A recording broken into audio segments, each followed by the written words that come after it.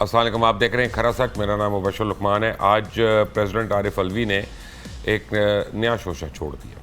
وہ کہتے ہیں کہ جی انہوں نے الیکشن کمیشن کو تجویز کر دیا ہے کہ آپ فلاں تاریخ کو الیکشنز کروا دیں، 90 ڈیز ہو جائیں گے اس دن، اور اگر کوئی رہنمائی چاہیے تو سپریم کورٹ سے لے لیں۔ بیسیکلی عارف الوی صاحب نے کہا ہی ہے کہ پاکستان میں سکون اور امن اور چین نہیں رہنا چاہیے، ہر ادارے کو ایک دوسرے سے بس لڑتے رہنا چاہیے۔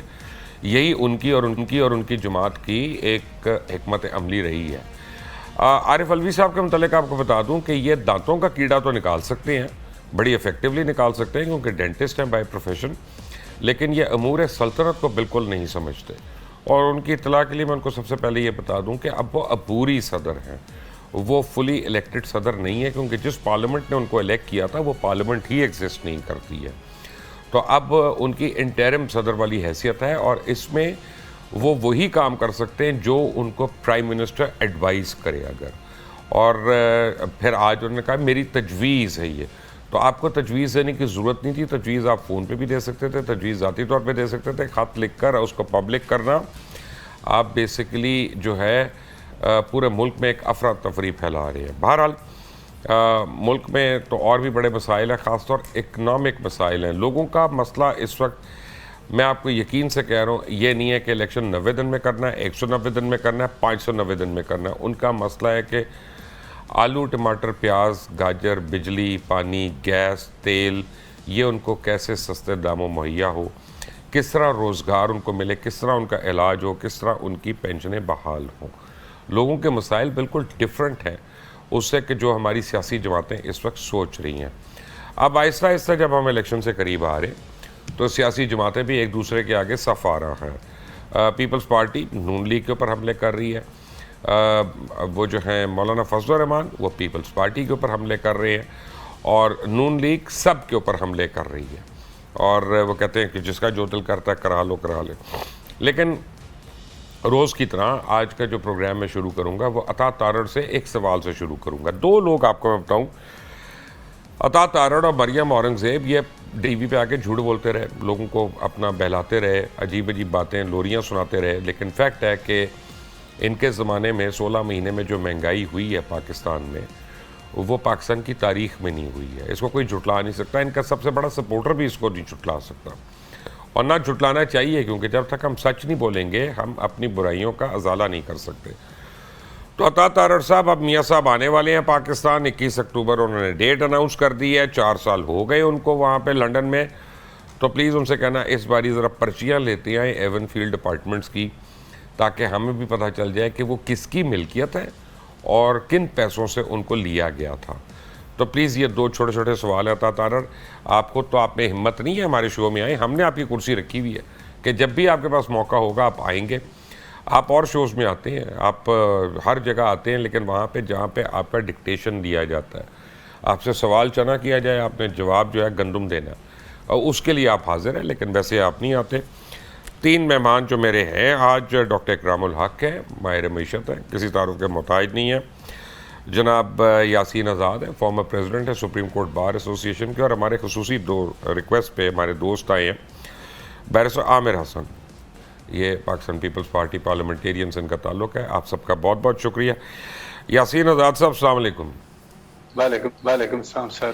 یاسین صاحب، میں الحمدللہ، یہ جو آج عارف الوی صاحب نے خط لکھ دیا، اس آئینی حیثیت ہے، جہاں تک مجھے پتہ ہے، نہ قانونی حیثیت ہے، یہ انتشار پھیلانے کی باتیں کیوں کر رہے ہیں پریزیڈنٹ صاحب؟ سر صدر صاحب کا سابقہ 3.5 سال کا دور اگر آپ دیکھیں گے تو سوائے انتشار پہ انہوں نے کوئی کام تو کیا نہیں، اور پی ٹی آئی کے دور حکومت میں جتنے آرڈیننس انہوں نے جاری کیے شاید ہی ماضی میں کسی نے جاری کیے ہوں۔ اس کے بعد پی ڈی ایم کے جو حکومت آئی 15 مہینے سے وہ رہے، 9 سپٹمبر کو ان کی مدت پوری ہو گئی۔ بات اصولوں کی کرتے ہیں، اخلاقیات کی بات کرتے ہیں، تو پھر میرے نزدیک کیا ہونا چاہیے تھا کہ 5 سال پورے ہونے کے بعد 9 سپٹمبر کو آپ کو کہہ دینا چاہیے تھا کہ میں اب بحیثیت صدر کے کام نہیں کرنا چاہتا، لیکن آپ مزید 6 مہینے کے لیے بھی لینے کے لیے تیار ہو گئے۔ اور بدقسمتی اس ملک کی یہ ہے کہ آپ کو یاد ہوگا کہ جب پنجاب اور کے پی کے کی باری آئی तो सदर साहब ने पंजाब के मामले में तारीख देने में 1 मिनट नहीं लगाया। अब हमारी जो असम्बलियाँ टूटी 9 अगस्त को, मेरे ख्याल में कौमी असम्बली डिज़ाल्व हो गई थी, और उसके डिज़ाल्व होने के बाद सदर पाकिस्तान ने जब एक ख़त लिखा इलेक्शन कमीशन ऑफ पाकिस्तान को, जो एक आईनी अदारा है, तो वो लेटर मिलने के बाद इलेक्शन कमीशन ऑफ पाकिस्तान ने ये बात कही कि तारीख देने का इख्तियार आपका नहीं है, तारीख देने का काम इलेक्शन कमीशन ऑफ पाकिस्तान का है, लिहाजा उन्होंने सदर से मिलने से इनकार भी कर दिया। अब सूरत हाल ये है कि एक दफ़ा फिर काफ़ी हद तक सदर साहब की खामोशी थी, लेकिन चंद दिनों से मैंने ये देखा कि सदर पाकिस्तान जो है, सदर उनसे मुतालबा किया जा रहा था और पीटीआई उनसे मुतालबा कर रही थी कि मेहरबानी करके 90 दिन के इलेक्शन का डेट फिक्स करें। तो फिर एक दफ़ा सदर साहब ने यह साबित कर दिया कि वो सदर पाकिस्तान नहीं है, बल्कि पीटीआई के एक आला वर्कर हैं और पीटीआई के किसी हुक्म को वो टालने की पोजीशन में नहीं है। आज फिर आपने तजवीज़ क्या दी कि 9 नवंबर को आप इलेक्शन करा दें। तजवीज़ दी ये जानते हुए भी कि आपका कोई पावर्स नहीं है, आपने तजवीज़ दी। हालांकि अगर आप ये समझते हैं कि आइन के आर्टिकल 48(4) में आपको इस बात का इख्तियार था, तो सदर साहब फिर ये बता दें कि तजवीज़ देने की क्या ज़रूरत थी। आप में अगर हिम्मत थी तो डेट का ऐलान कर देते, आपको कोई मना तो नहीं कर रहा था, लेकिन आपको पता है कि आप डेट देने के मजाज नहीं है इस वक्त। फिर सदर साहब अगर ये समझते हैं कि आइनी तौर पर आइन के आर्टिकल 48(4) में उनको इस बात का इख्तियार है डेट देने का, लॉ डिपार्टमेंट जो केयर टेकर गवर्नमेंट का है, उन्होंने साफ मना कर दिया कि ये आपको काम नहीं है, ये इलेक्शन कमीशन ऑफ पाकिस्तान का है। ऐसी सूरत में अगर आपको बहुत ज़्यादा तकलीफ थी तो आप एक रेफरेंस बना के ऑनरेबल सुप्रीम कोर्ट को भेज देते कि आप बताएं 90 दिन में होंगे या 120 दिनों में होंगे। जैसे फैजी साहब के मामले में तो आपने रेफरेंस 1 दिन में बनाकर भेज दिया, लेकिन अब आप कोई काम करने के लिए तैयार नहीं है, सिर्फ पीटीआई को खुश करने के लिए तैयार हैं। तो मैं सदर पाकिस्तान से सिर्फ आपके प्रोग्राम के हवाले से अपील करता हूँ कि जब इस मुल्क के हालात बेहतर होने लगते हैं तो पीटीआई ने अपने इक़्तिदार में आने से पहले जो धरना दिया था इस्लामाबाद में 124 दिन के, प्राइम मिनिस्टर चाइना का आ रहा था, वो नहीं आ सका। उसके बाद 3.5 साल का दौर में जो कुछ आपने किया, और अब बड़ी मुश्किल से डॉलर को कंट्रोल करने के लिए कोई कोशिश की गई और डॉलर किसी हद तक काफ़ी हद तक कंट्रोल में आ रहा था। तो बैठे बैठाए सदर साहब को ये बात किसने कही कि आप इलेक्शन कमीशन ऑफ पाकिस्तान को तजवीज़ दें कि फलां तारीख को इलेक्शन करा दें और एक ही दिन कराएं। सदर पाकिस्तान से मैं पूछता हूं कि क्या आपको पता नहीं कि पिछले 10-15 साल से जो भी इलेक्शन होते हैं, कौमी और सूबाई असम्बली के इलेक्शन एक ही दिन होते हैं, अलग अलग नहीं होते। तो आपकी ये तजवीज़ देने की ज़रूरत क्या पड़ी? तो मैं ये समझता हूँ कि सदर साहब इस वक्त बड़ी मुश्किल सूरत हाल से दो चार हैं, तारीख देने की पोजीशन में नहीं है। क्या घबराहट है उनको पता होगा, और ये बहरान भी पैदा करने के लिए तैयार हैं कि नवंबर में इलेक्शन करा दें। कल अगर इलेक्शन कमीशन ने अपना इजलास बुला लिया, इलेक्शन कमीशन ऑफ पाकिस्तान फिर आपको मना कर देता है, तो सदर साहब आप तो ये बता दें कि क्या आप पीटीआई के सदर हैं या सदर पाकिस्तान हैं? क्योंकि बार बार जब आपको मना किया जाता है तो ये उस ओहदे की तौहीन होती है जिसकी वजह से आप पाकिस्तान के सदर बन के बैठे हुए हैं। तो ये पाकिस्तान को तमाशा बनाने का जो कंसेप्ट है, फार गार्ड से ख़त्म करें, इस मुल्क को सिस्टमेटिकली आगे चलने दें। हालात अगर बेहतरी की तरफ जाएं तो उसको अप्रिशिएट करें, और इंतखाबात के लिए मेरे नज़दीक 90 दिन, मैं भी कहता हूँ कि 90 दिन के अंदर इलेक्शन होने चाहिए। लेकिन जब CCI की मीटिंग हुई और मीटिंग में चारों सूबाई चीफ मिनिस्टर भी थे, बाकी लोग भी थे, वहाँ जब मर्दमशुमारी और हल्का बंदियों की बात आई तो आपने कंसेंट क्यों दी?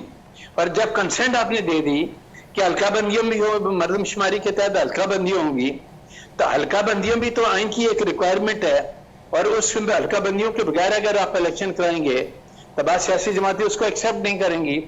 तो ये पाकिस्तान पे बहरान, माशी बहरान अपनी जगह, आइनी बहरान अपनी जगह पे चला आ रहा है, और कोई ना कोई काम सदर साहब कर देते हैं कि जब सिस्टमेटिकली मामला हमारा आगे बढ़ने लगता है तो सदर पाकिस्तान कोई ना कोई शोशा छोड़ देते हैं, कोई ना कोई बात कर देते हैं। सदर साहब से पूछा जाए कि अब आपको क्या जरूरत पड़ी हुई थी ये तजवीज़ देने की, और अगर आपको बहुत शौक है दोनों साइड पे खेलने का, तो मेहरबानी करके आप कह देते जी फलां तारीख को इलेक्शन कराएं, फिर आपको जवाब मिल जाता कि सदर साहब आप कहाँ खड़े हैं। तो सदर साहब से मेरी अपील यह है कि दोनों साइड पे खेलना बंद कर छोड़ दें सर अपना, उनको आदत है, उनको दोनों साइडों पे नहीं खेलते, वो एक ही साइड पे खेलते हैं, वो पीटीआई की साइड है, वो उसी साइड के। डॉक्टर इकरामुल्लाह का आज सुबह भी डॉलर 1 रुपया 50 पैसे नीचे आया, और उसके बाद ये दांतों का कीड़ा निकालने वाले शख्स की एक स्टेटमेंट आ गई, तो फ़ौरन ही डॉलर 1 रुपया यानी और ऊपर चला गया, यानी रुपया सडनली गिरा। उसके बाद ये क्या हो रहा है हमारे उसमें इकॉनमी के साथ? ज़ाहिर है जब गैर यकीनी की सूरत हाल होती है तो फिर जो स्पेकुलेटिव बिज़नेस है वो बढ़ता है, लोग पैनिक होते हैं और हर कोई चाहता है कि वो अपने असासों को कुछ ना कुछ हद तक, क्योंकि जब इतनी फ्लक्चुएशन होगी लोगों को ज़ाहिर है कि हर तरह की नीड है। कुछ लोग तो महज इसलिए कर रहे हैं कि वो शायद उससे पैसे बनाएं, लेकिन बहुत से लोगों की जेन्युइन डिमांड भी है कि उन्होंने डॉलर में पेमेंट्स करनी है, किसी ने बाहर से माल मंगवाना है, किसी ने ज़ियारात पे जाना है, कि कोई 10 ज़रूरतें हैं। मगर जानबूझकर इस तरह की जब गैर यकीनी की सूरत हाल पैदा की जाती है तो मेरे ख़्याल में मईशत का जो सबसे बड़ी दुश्मनी कोई कर सकता है उसके साथ, वो तो एक गैर यकीनी की सूरत हाल है, क्योंकि उससे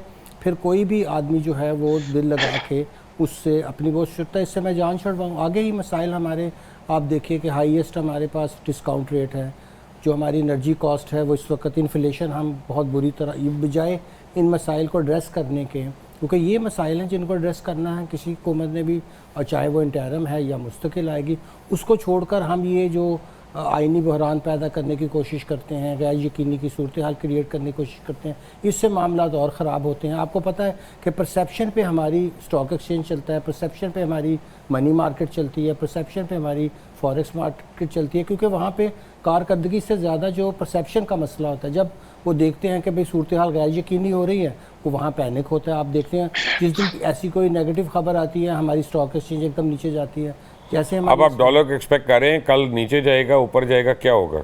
ये अगर देखिए डॉलर के की सप्लाई तो हमें पता है एक इशू है, और वो स्पेकुल जैसे हमने कुछ एडमिनिस्ट्रेटिव मैयर किए उससे जो अपनी कदर के वो करीब आने की तरफ दोबारा हुआ, फिर अगर हम गैर यकीनी की सूरत हाल पैदा करेंगे तो मसनूई किल्लत फिर पैदा होगी, लोग फिर होर्डिंग करेंगे। ऐसी सूरत में तो ये आरिफ अलवी को चार्ज करना चाहिए ट्रीसन के लिए। कोई भी शख्स जो इस तरह की गैर जिम्मेदाराना हरकतें करता है उसको कानून वो इसलिए नहीं छोड़ रहे ना पीछा कि उनको इम्यूनिटी है इस ओहदे के पीछे, ये तो बिल्कुल है, वरना तो उनके करतूत ऐसे हैं कि अभी उनको लोग पकड़ ले। जी ज़ाहिर जब तक वो सदर मोहतरम है उस वक़्त तक तो इम्यूनिटी है। बेस्ट आमिर साहब, बड़ी देर हो गई आपसे मुलाकात किए हुए, बड़े अरसे के बाद, thank you so much.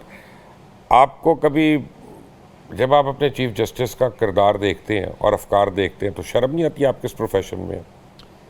Sir अब तो आदत हो गई है, सारे चीफ जस्टिस ही ऐसे आ रहे हैं, अब शर्म वाली क्या बात है? मैं देखे ना, हमें देख के शर्म आए और किसी को हो के शर्म ना आए तो क्या किया जाए। देखिए बड़ा आपने जो पहले सवाल अलवी से कह दिया कि जनाब गुड टू सी यू, जी वो सबको कहते हैं, ये उनका तकिया कलाम है।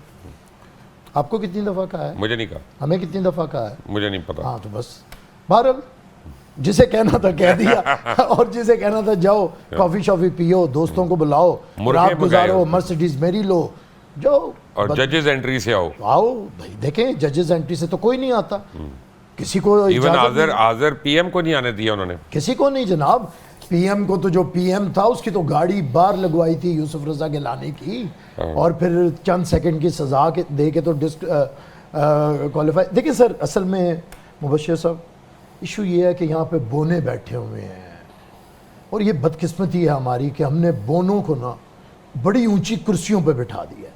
अब बोना ऊंची कुर्सी पे बैठेगा तो उतर सकता नहीं, इतनी सख्त नहीं है, और उसी से उसका कद बना हुआ है। बात यह है कि अलवी का रोना रोए, बंदियाल का रोना रोए, इसका इधर कहाँ। लेकिन आज मैं आपको एक बात बताऊँ, मैं पहले था कि पता नहीं ये सदर अलवी क्या करेगा, आज ये फोका फायर है जो उसने मारा है, ये फोका फायर है। देखिए अगर कॉन्स्टिट्यूशनली आप देखें ना तो इलेक्शन कमीशन जो चीफ इलेक्शन कमिश्नर है उसका कॉन्स्टिट्यूशन में 12वां नंबर है जाके प्रोटोकॉल में, और प्रेसिडेंट का नंबर 1 है, कॉन्स्टिट्यूशनल हेड है आपका।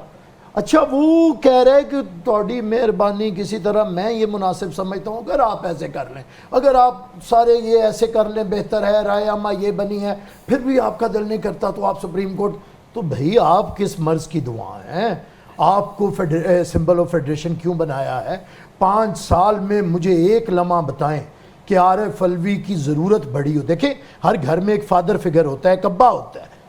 ہم نے بھی ایک یہ سو کالڈ ڈبا بٹھایا ہوا ہے اوپر نا، جو آپ سے لاکھوں روپیہ لیتا ہے، جو آپ سے اتنی بڑی بلڈنگ میں رہ رہا ہے، بیک ڈیٹڈ اپنا وہ کر لیتا، کام تو کیا کر رہا ہے وہاں پہ؟ مشاعرے کروائے گا، موسیقی کی محفلیں کروائے گا، کیا اس کا کام نہیں تھا؟ 5 سال میں جتنے بحران آئے یہ فادر فگر بنتا، یہ پولیٹیکل فورسز کو روکتا، کم از کم اسے روکتا جس جو کہتا تھا کھڑے ہو کے تقریر کرو، اچھا جی کھڑے ہو کے کر لیتے ہیں، بیٹھ کے تقریر کرو، کیا اسے روکنا نہیں چاہیے تھا؟ یہ وہ صدر ہے مبشر صاحب کہ 9 مئی کا واقعہ ہوا اور اسے کنڈیم کرتے ہوئے اس کی زبان پہ آبلے پڑے ہوئے تھے، یہ بولا ہی نہیں ہے. یہ وہ صدر ہے کہ جو ابھی بجا طور پہ کہا کہ اتنے ہم آرڈیننس فیکٹری کہتے تھے ایوان صدر کو، دھڑا دھڑ 3.5 پونے 4 سال اس نے آرڈیننس جاری کی ہیں، اور جب سے دوسری حکومت آئی بل بنائیں، قانون بنا کے بھیجتے تھے، جناب اسے ایسے ٹھڈا مارتے تھے جیسے یہی پی لیں. میں سمجھتا ہوں کہ پاکستان کے اندر جو یہ کھیل اور تماشا ہے اس سے عوام بڑے تنگ آ گئے. میں اب اس پہ کیا لیگل، میں تو آج اسے جتنا آپ کو پتہ ہے عوام اب سیاستدانوں کو بہت غیر ضروری سمجھنا شروع ہو گئے ہیں. میں حقیقت بات ہے وہ دیکھیے جہاں پہ نظام آپ کو آپ کے لیے پروڈکٹیو نہیں ہوتا اور آپ کو کچھ امید نہیں دلاتا تو وہ کو لوگ کیوں نظام، وہ اقبال نے کہا تھا نا کہ جس کھیت سے دیکھاں کو میسر نہ ہو روزی اس کھیت کے ہر خوشہ گندم کو جلا دو. اچھا بات سنیں کہ اگر گندم بڑی پیدا ہو رہی ہے اور غریب تک اس کی رسائی نہیں تو اسے کیا لگے کہ آپ کی کیا پیداوار ہے؟ اگر آپ کے خزانے میں اربوں ڈالر پڑا ہے اور غریب کے گھر کا چولہا ٹھنڈا پڑا ہے تو اسے تو نہیں، اسے تو جناب یہ باتیں نہیں ہیں، اسے آپ ترانے نہیں سنا سکتے، اسے آپ یہ نہیں کہہ سکتے کہ ہماری گروتھ آج کل جی 5.8 ہے یا 6.7 ہے.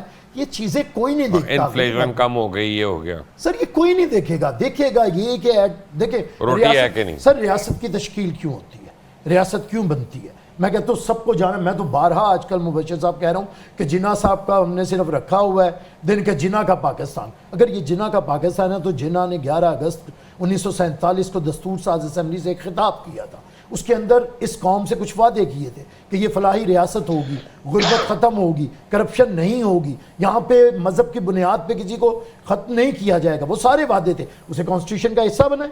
لوگوں کو فلاحی ریاست کا وعدہ آپ نے ریاست بننے سے 3 دن پہلے بانی ہے پاکستان نے. کیا یہ فلاحی ریاست ہے؟ کیا آج دیکھیں یہاں پہ کیا ہے؟ بالکل ہے، ہر آدمی اس سے فلاح پانا چاہتا ہے. میں آپ کو آپ سے بھی گپ ہو رہی تھی میری، میں نے اس وقت بھی کہا یہ ایسی ریاست ہے جہاں پہ تگڑا آدمی ریاست کے پیسوں پہ پل رہا ہے اور غریب آدمی دن رات مر رہا ہے، مزدوریاں کر رہا ہے اور اس سے 2 وقت کی روٹی پوری نہیں ہو رہی. نہیں، لیکن ایک بڑی اچھی ڈیولپمنٹ ہوئی ہے یاسین آزاد صاحب کہ ہائی کورٹ کے ججز نے بلا سود قرضہ لے لیا ہے، اور دیکھیں انہوں نے ایک آپ سمجھے کتنا اچھا بیج رکھا ہے تناور درخت کے لیے کہ آئندہ بھی ان کو بلا سود قرضے ملتے رہیں گے جتنی بھی ضرورت ہوگی.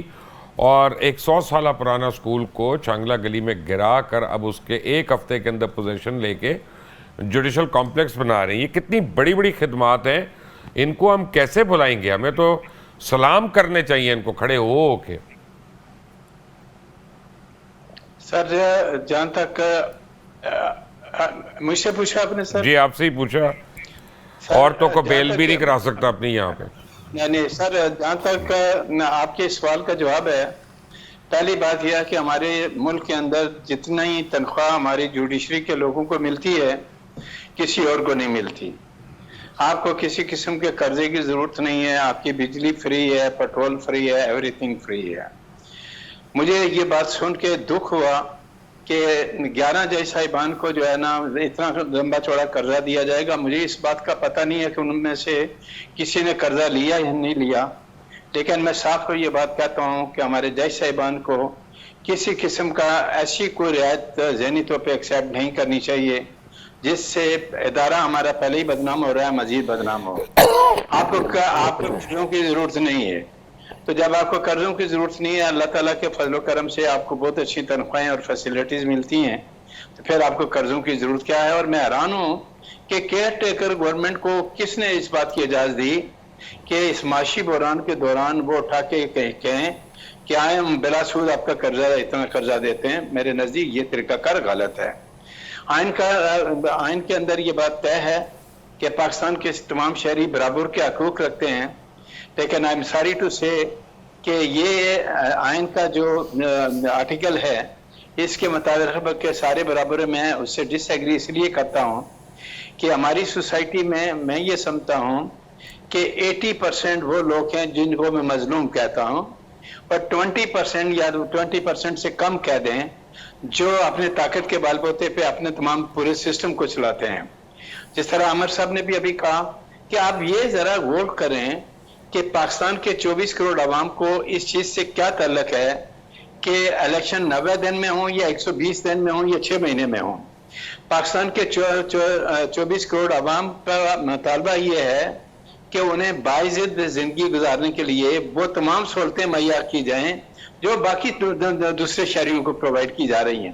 موجودہ دور میں 25-30 ہزار روپیہ تنخواہ لینے والا آدمی کیسے گزر اوقات کرے گا، یہ آدمی کوئی سوچنے کے لیے تیار نہیں ہے. 1 لاکھ روپے والے کا نہیں ہوتا، 25,000 کا. 1 لاکھ نہیں، میں تو یہ کہتا ہوں 1 لاکھ سے زیادہ والے کا بھی آج کل گزارا ان حالات میں جب بجلی. چلے لیکن آپ کو چانگلہ ہل والی تو خوشی ہوگی نا، اسکول پہ جو قبضہ کر لیا وہ اچھا کیا. اگر اسکول پہ نہیں، میں اس کو بھی اپریشیٹ نہیں کرتا، کیونکہ اگر وہ اسکول تھا تو وہاں اچھا اسکول کی بلڈنگ ہی بننی چاہیے تھی.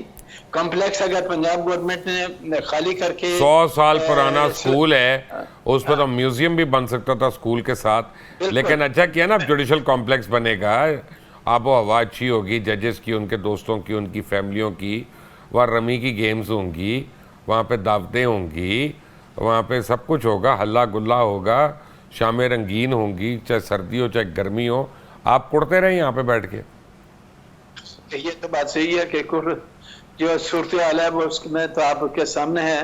میں تو کئی دفعہ آپ کے پروگرام میں یہ کہتا ہوں کہ اللہ تعالیٰ اس ملک پہ رحم و کرم کرے. میرے پاکستان کا کوئی بھی ادارہ، چاہے وہ عدلیہ کا ادارہ ہو، چاہے الیکشن کمیشن کا ہو، چاہے پارلیمنٹ کا ہو، کوئی بھی ادارہ ایسا نہیں ہے جو رائٹ ڈائریکشن میں کام کر رہا ہو. ہر ادارہ اپنی انا کی جنگ لڑ رہے ہیں. جو وہ چاہتا ہے کہ جو میں کہتا ہوں وہ کریں، قانون اور آئین کی کوئی بات نہیں کرتا.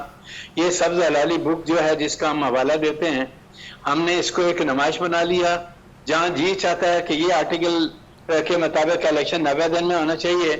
وہاں آئین کا بیرسٹر صاحب بھی موجود ہیں. آئین کا آرٹیکل 38 کیا کہتا ہے؟ لوگوں کے جو ہے نا اردو ملک کی سرکاری زبان ہونی چاہیے. سپریم کورٹ نے بھی ججمنٹ دیا، کیا ہم نے اس کو امپلیمنٹ کر لیا؟ تو آئین کا آرٹیکل ہم اپنی مرضی کے مطابق پکڑ لیتے ہیں اور پھر دھویں دار تقریریں کرنا شروع کر دیتے ہیں. میرے ساتھ رہیے گا یاسین آزاد صاحب، میرے ساتھ رہیے گا. ڈاکٹر اکرام اللہ کو بیس عامر حسن بھی میرے ساتھ ہے. اطاعت تارڑ میرے ساتھ رہی ہے. ایک اطاعت تارڑ سے بھی بریک کے بعد ٹیک اے بریک.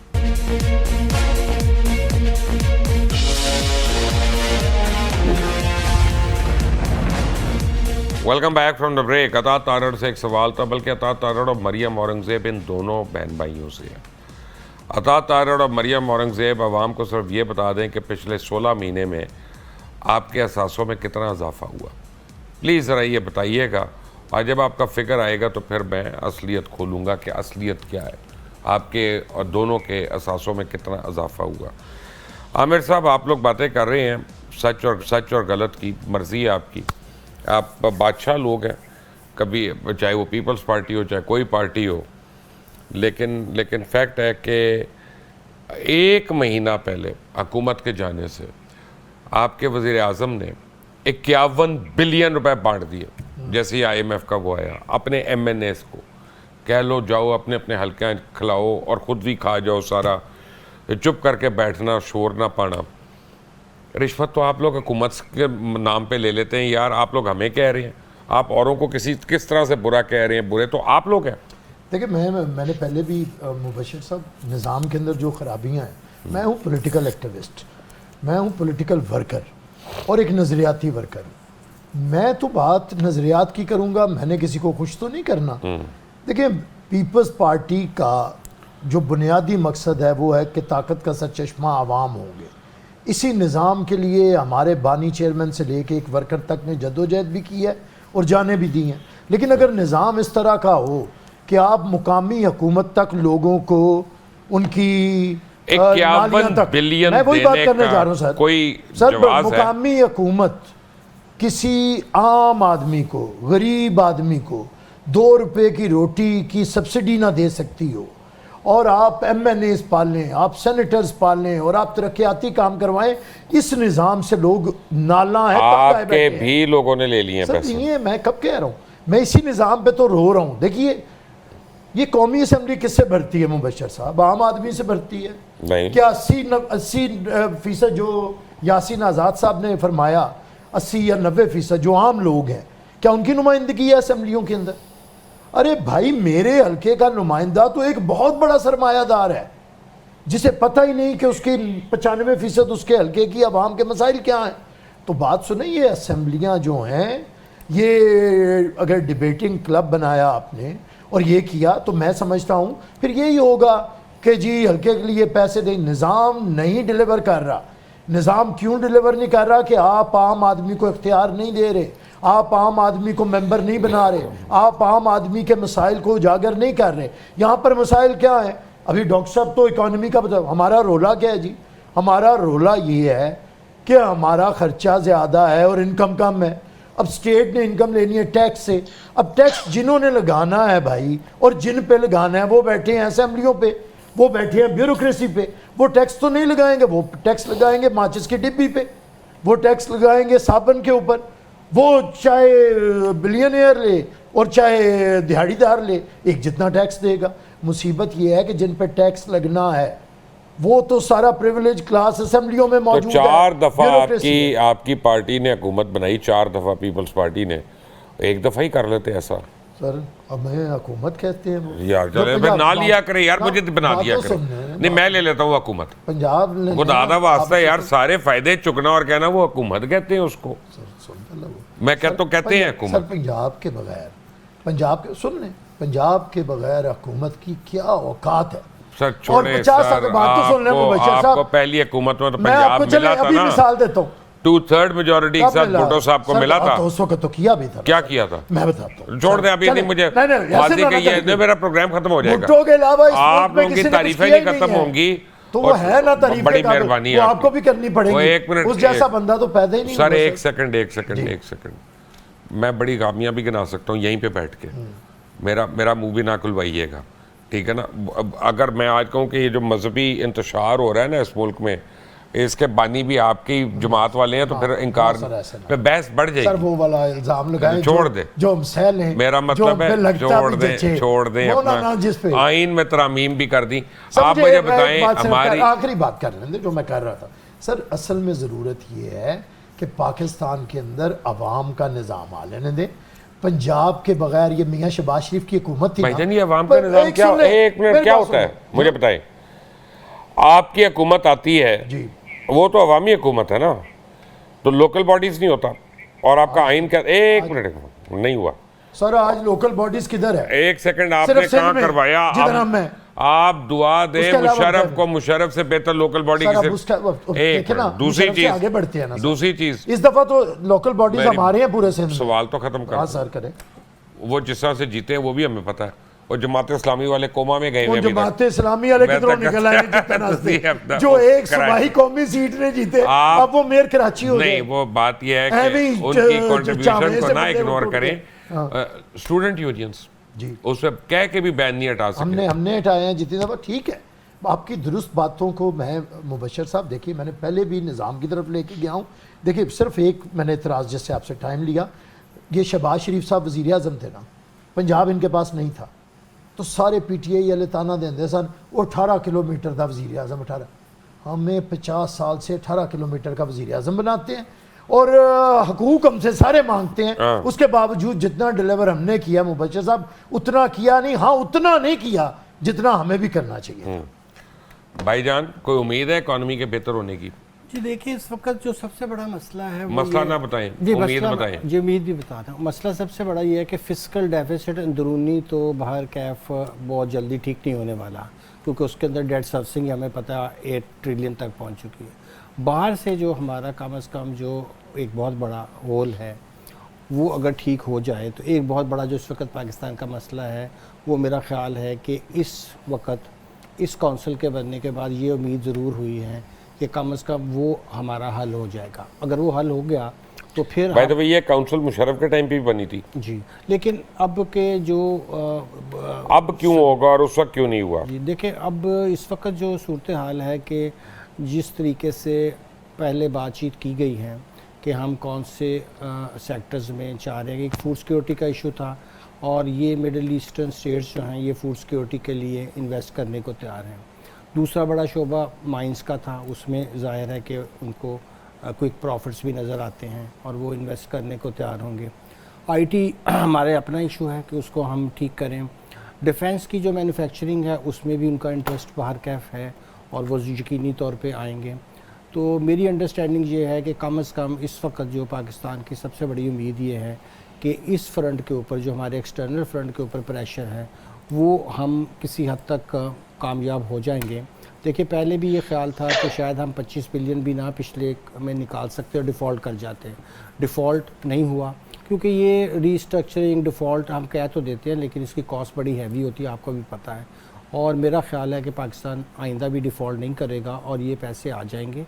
उसके बाद फिर हमारी अपनी सलाहियत है कि हम अंदरूनी जो हमारा फिस्कल डेफिसिट है उसको हम कैसे एड्रेस करते हैं। उसके लिए मेरा ख्याल है कि हमें होम ग्रोन जो सॉल्यूशंस हैं अपने ज़ाती बजाय इसके कि हम IMF वर्ल्ड बैंक की पॉलिसीज़ पर, क्योंकि वो तो कहेंगे जी आप टैक्सेस बढ़ाएं। टैक्सेस हमारा मसला नहीं है, हमारा मसला ग्रोथ है, इन्वेस्टमेंट है और ख़र्चे कम। टैक्सेस क्यों नहीं है? क्योंकि आपका मसला ये है कि आपकी इकोनॉमी तो ब्लैक इकोनॉमी है। जी मैं आप अगर वाइट इकोनॉमी हो तो आपको टैक्स बड़े आराम से आ जाएगा। मैं कह रहा हूँ टैक्स हमारा मसला इसलिए नहीं है कि टैक्स इस वक्त गरीब सारे अवाम दे रहे हैं।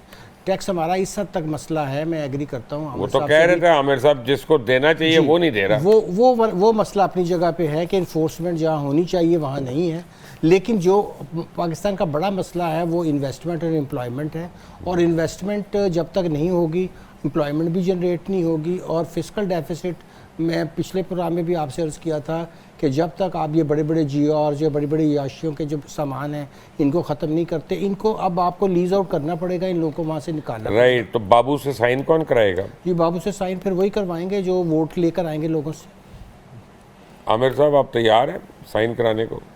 सर देखिए, अगर तो मैं एक बात फिर कह दूं, हम रोज़ रिप्रेजेंट करते हैं आपके प्रोग्राम में आके, मैं हमेशा वो वाला एक रिवायती नहीं डिफेंस में रहता हूँ। देखिए, अगर कोई सियासी जमात नहीं ऐसा करेगी और सिर्फ अपने मुफादात को, तो लोग इतने कोई अब किसी के उतावले नहीं है, ना लोग खुश हैं। पाकिस्तान पीपल्स पार्टी को के पास चारा ही नहीं है, और मैं इसीलिए कह रहा हूँ कि हमारे पास नौजवान की आदत है। अब लोग सर 17-12 से तंग आ गए हैं। यहाँ पे तो 74-75 साल की उम्र में भी ख्वाहिश है चौथी बार 5वीं बार, हर शय की एक लिमिट होती है। अब बस करना चाहिए। मेरे ख्याल से पॉलिटिकल पार्टीज़ के अंदर नौजवानों को, पढ़े लिखे कॉम्पिटेंट लोगों को 60% हजूर अब आपके नौजवान हैं, उन्हें दें। और जब नौजवान आएंगे फिर बाबू की भी संगी पे नौ रख के करवा लेंगे। बात यह है करवाने वाले हों, जज्बा हो, और अगर आपके अंदर इस चीज़ का कमिटमेंट है कि आपने लोगों को कोई डिलीवर करना है, वो आपकी एक प्रोडक्टिव एज होती है, एक सोच होती है, वो गुजर जाए तो फिर बंदा मठा मठा चलता है। ब्रेक के बाद एक इनसे सवाल करते हैं और खासा टेक अ ब्रेक।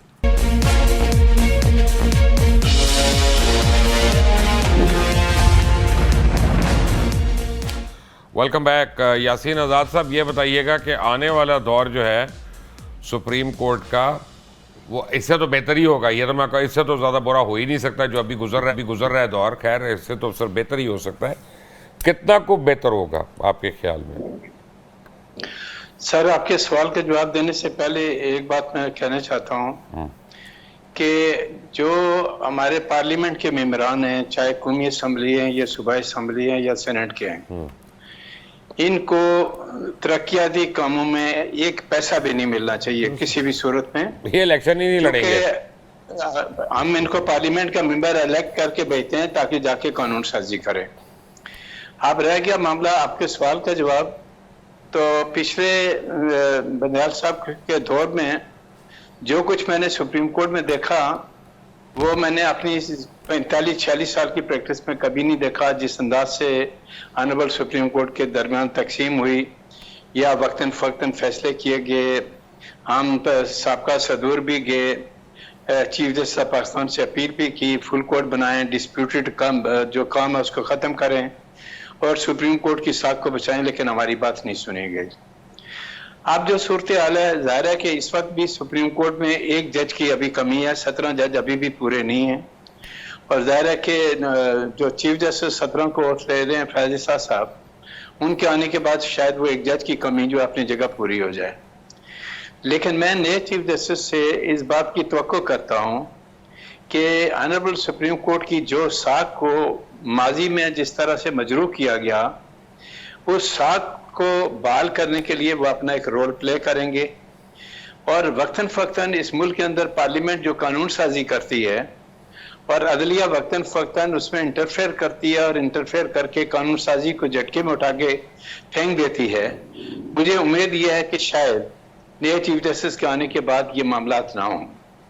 आज आप देख लें कि आइन का आर्टिकल 184(3) के तहत जब भी इस मुल्क के अंदर कोई कार्रवाई की गई, और मैंने इसकी मिसाल आपके प्रोग्राम में पहले भी दी थी कि 2012 में जब मैं इंडिया गया तो मैंने पता किया तो 2012 में तकरीबन 2 दफ़ा इंडियन सुप्रीम कोर्ट ने सो मोटो एक्शन लिया, इसके अलावा कुछ नहीं हुआ।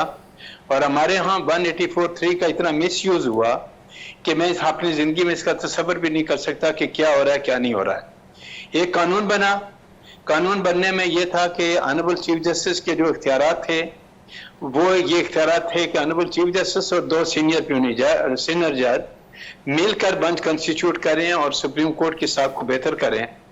मुझे अफसोस तो इस बात का है कि उस कानून का भी स्टे हुआ, और जिस तरह ऑडियो लीक वाला जो जजमेंट अभी आया वो आपके सामने है कि जाते जाते भी आपकी रिटायरमेंट 3-4 दिन बाकी थे तो आपने एक कानून को जो है ना बिल्कुल सेटिस्फाइड कर दिया, मामलात को ख़त्म कर दिया। तो मैं ऑनरेबल चीफ जस्टिस जो आने वाले हमारे 17 तारीख को जो ओथ लेंगे उनसे ये तवक्को करता हूँ कि बहुत सारे जजमेंट ऑनरेबल सुप्रीम कोर्ट के ऐसे हैं जिन जजमेंट पे फुल कोर्ट बैठा के उन जजमेंट को रिविजिट करना बहुत ज़रूरी है। जब तक आप उन जजमेंट को रिविजिट नहीं करेंगे, जिस तरह मिसाल के तौर पर पंजाब का मामला डिसाइड करते वक्त आपने एक फैसला ये किया कि 25 वोट जो पीटीआई के थे किसी दूसरी जमात को बढ़े, आपने कहा ये वोट काउंट नहीं होगा। ये मेरे नज़दीक ऑनरेबल सुप्रीम कोर्ट ने जो 73 का आइन है उसको रीराइट करने की कोशिश की है, कर दी है, कोशिश क्या की है, कर दिया है, और बहुत सारे जजमेंट ऐसे हैं जिस पे सीरियस रिजर्वेशन है। तो मैं आने वाले चीफ जस्टिस साहब से ये उम्मीद करता हूँ कि फुल कोर्ट बनाएं और वो तमाम जजमेंट जिन पे वकला बरादरी को इतराज़ है, आम लोगों को इतराज़ है, उसको रिविजिट करें और कोशिश करें कि जब कोई आईनी मामला हो तो आईनी मामला को डिसाइड करने के लिए तमाम जजेस के में बगैर किसी तफरीक के बेंच को कंस्टिट्यूट करें ताकि वो वक्तन जो फैसले दें कोई आदमी उन पे उंगली न उठा सके। माजी में आपने देखा होगा कि दुनिया को पता था जब बेंच कंस्टिट्यूट की जाती थी, सीनियर जजेस को इग्नोर किया जाता था, तो दुनिया को पता था कि क्या फैसला होने वाला है क्या नहीं होने वाला। लेकिन ऑनरेबल चीफ जस्टिस जो नए जो आने वाले हैं, मुझे इस बात पे कई उम्मीद है कि वो अपने तमाम बरादर जजेस को इत्मीनान में लेंगे, सुप्रीम कोर्ट के अंदर जो तकसीम है उसको ख़त्म करेंगे, और जो जजमेंट सीरियस नेचर के हैं जिन पे हमारे एतराज़ात हैं उनको फुल कोर्ट बनाकर मैं देखता हूँ इस पे। ओके, इकरामुल हक साहब, पेट्रोल बम तो और गिरने वाला है मैंने सुना है, तो क्या बनेगा इकोनॉमी का? जी मेरा ख्याल है कि जो हम बेड़ा गर्क कर रहे हैं मईशत का, उसके 2 फैक्टर बड़े अहम हैं। एक ये कि इन्फ्लेशन जो है वो इंटरेस्ट रेट बढ़ाने से कभी पाकिस्तान में कम नहीं होगी, क्योंकि ये मॉडल जो है उन मुल्कों में ठीक होता है जहाँ क्लासिकल इकनॉमी के असूल चलते हैं। ہماری ابھی پروگرام کے درمیان بھی آپ سے بات ہو رہی تھی کہ آپ نے بھی فرمایا کہ انفارمل اکانومی کا سائز بہت بڑا ہے. ڈیمانڈ اس سے کم نہیں ہوگی. جو چل رہے ہیں ادارے وہ تباہ ہو جائیں گے کیونکہ ان کے جو پرانے لون لائبلٹیز ہیں وہ پے نہیں کر سکیں گے. آگے ہی بہت سر آپ گھر میں نہیں بیٹھے, تھوڑا سا اونچا بولیں تاکہ مجھے یہاں تک نہیں آواز آ رہی. تو وہ ظاہر ہے کہ وہ لوگ جنہوں نے لون لائبلٹیز ہیں وہ پے نہیں کر سکیں گے, بینکوں کے پھر ڈیفالٹس ہوں گے, اور ایک جو کاروبار تھوڑا بہت چل بھی رہا ہے وہ بھی ختم ہو جائے گا. تو سب سے پہلے تو انٹرسٹ ریٹس کو میرا خیال ہے ریویو کرنا چاہیے. وہ کیسے کریں گے, یہ تو ہمت نہیں ہے. جی دیکھیں وہ کرنے کی ضرورت اور وہ شمشاد صاحبہ وہ تو پتہ نہیں لفٹ میں بھی جا سکتی ہیں کہ نہیں, وہ کیا ان کو وزٹ کریں گی جا کے. اور دوسری طرف پھر انفلیشن بڑھے گی, کیونکہ اگر انفلیشن اور بڑھتی ہے تو آپ اس سے دیکھ لیں کہ عام آدمی کے زندہ رہنے کی تو ہم کوئی گنجائش نہیں چھوڑ رہے ہیں. اور پھر جو آپ 32,000 کہتے ہیں کہ جی ہم نے کر دیا, وہ بھی آپ سے امپلیمنٹ نہیں ہوتا. فیئر انف, یعنی اب بڑے مشکل فیصلے کرنے کا وقت آ گیا. بیرسٹر صاحب لاسٹ کویسچن, میری اطلاع یہ ہے, ہو سکتا ہے غلط ہو, لیکن اطلاع یہ ہے کہ جناب عمر عطا بندیال صاحب ریٹائرمنٹ کے فوراً بعد باہر جا رہے ہیں فلائی کر کے, اور زیک گولڈ سمتھ نے ان کو وعدہ کیا ہوا ہے ان کی خدمات کے عوض ان کو انٹرنیشنل کورٹ آف جسٹس میں نوکری ملے گی. سر آپ کی اطلاع غلط نہیں ہوتی, اور جو کہہ رہے ہیں یہ غلط ہو بھی نہیں سکتے. سارے باہر ہی بیٹھے ہوئے ہیں, پرانے بھی نکالنے سارے. دیکھیں یہ بدقسمتی ہے. میں سمجھتا ہوں مبشر صاحب, اب ہمیں کسی اسپینٹ فورس کی, یعنی کہ اگر میں عوامی زبان میں بات کروں, کسی چلے کارتوس کی ضرورت نہیں ہے. اس ملک کو چلے کارتوسوں نے بیڑا غرق کر دیا ہے. اللہ کرے کہ کوئی ایسا معاملہ ہے کہ ہمیں کوئی ایسا چیف جسٹس ملے جو ایگزیکٹو ٹھیک کرنے نہ جائے, پارلیمنٹ ٹھیک کرنے نہ جائے, عدالتیں ٹھیک کرے, آرمی چیف کوئی ایسا نہ ملے جو حکومتوں کو ٹھیک کرے, وہ پاکستان کے اندر آئیڈیل امن و امان لے آئے. وزیر اعظم ایسا نہ ملے جو آرمی چیف کو آئی جی بنانا چاہتا ہو, اور جج اپنی مرضی بھرتی کر کے تو فون پہ سزائیں سنوانا چاہتا ہو اپنے مخالفین کے. خدا کے لیے ایک دفعہ اس عوام پہ بھروسہ کریں, ایک دفعہ چننے تو دیں. یہ سرمایہ داروں کو الیکشن لڑنے پہ ذرا قدغنے تو لگائیں. جس حلقے میں 90% مزدور ہیں ادھر سے مزدور کھڑا ہو, سرمایہ داروں پہ قدغن ہوگی تو جناب کی آدھی پارٹی ڈسکوالیفائی ہو جائے گی. سر میں کہتا ہوں اصل پارٹی آ جائے گی, جھوٹی پارٹی ختم ہو جائے گی, اصل پارٹی اٹھ جائے گی. وہ جو بھٹو صاحب نے جس کی بنیاد رکھی تھی جو ہمارے پاس, وہ آ جائے گی. میں تو دعا کرتا ہوں, آپ کہتے ہیں ہادی اس میں 90% بھی جائے تو جائے. دعا کرتے ہیں جی بیرسٹر عامر حسن صاحب, ڈاکٹر اکرام اللہ یاسین آزاد, اور شکریہ میں نے نہیں کرنا تو عطا تارڑ کا نہیں, مریم اورنگزیب کا نہیں کرنا, بلکہ پتہ کرنا ہے ان دونوں کے 16 مہینے میں اثاثے کتنے بڑھ گئے. انٹل دی نیکسٹ ٹائم, اللہ حافظ.